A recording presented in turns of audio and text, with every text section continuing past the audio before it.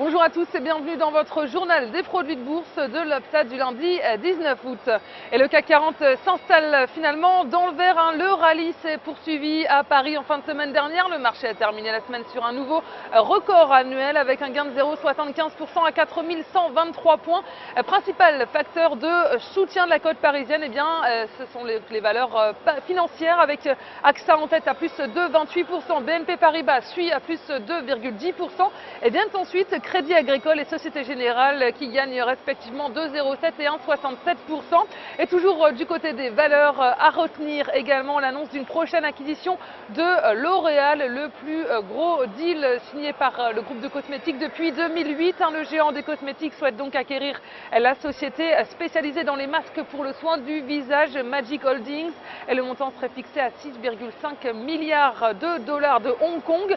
Et malgré tout, les investisseurs, que ce soit en France ou de l'autre côté de l'Atlantique, restent préoccupés par la politique monétaire de la Fed et son changement de cap imminent. Et la diminution du montant de l'aide de l'économie à l'économie américaine reste en suspens.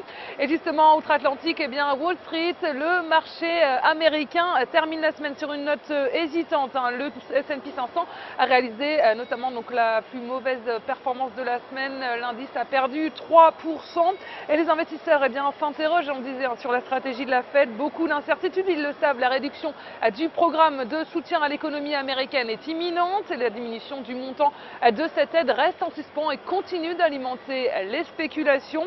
Et les États-Unis étaient en première ligne aujourd'hui sur le plan des statistiques. Les marchés ont décortiqué de nouveaux indicateurs qui ont déçu. Finalement, la reprise économique semble un peu plus lente qu'espéré. La déception vient du secteur de l'immobilier, un secteur particulièrement surveillé par les investisseurs. Et les mises en chantier de logements sont sorties légèrement inférieures aux attentes. L'indice de confiance des consommateurs ressort lui aussi un petit peu en dessous des attentes. Et en revanche, la productivité du deuxième trimestre ressort, elle, meilleure qu'espérée. Et sur le plan des valeurs, Dell est en légère hausse. Le titre est au cœur d'une bataille boursière. Il continue de subir la crise du PC. Il a d'ailleurs publié des résultats trimestriels moins mauvais que prévu. Et l'investisseur Carl Icahn a dévoilé vendredi dernier 12 candidats avec lesquels il veut faire remplacer le conseil d'administration existant. Bref, les risques sont limités sur le marché new-yorkais. Le doute persistant des investisseurs sur la stratégie de la Fed profite aux billets verts. Et donc sur le plan des devises, cela se traduit par une baisse de l'euro face au dollar à 1,3334 $. Et la valeur du jour, c'est l'opérateur Bouygues. Graphiquement, le titre continue d'être soutenu par ses moyennes mobiles à 20 et 50 jours positivement orientées. Celle-ci milite pour la mise en place d'une nouvelle phase de hausse avec les 40 € comme première cible. Et le dépassement de ce niveau amènera le titre sur les 41,50 €. Seule une clôture en dessous de 33,31 € invalidera ce scénario haussier.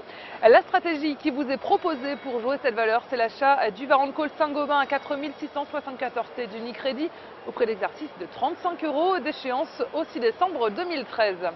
C'est tout pour aujourd'hui. Passez une très belle journée et on se retrouve demain.